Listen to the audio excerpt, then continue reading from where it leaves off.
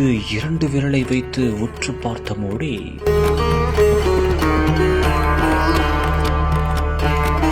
குனிந்து சென்று உற்று பார்க்க பார்க்க தெரிந்த அதிசயம்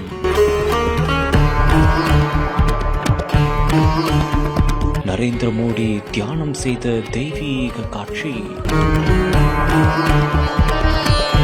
பக்தி பரவசத்தில் மூழ்கிய பிரதமரின் செயல். MCR Pure Cotton Club, formals and casual shirts.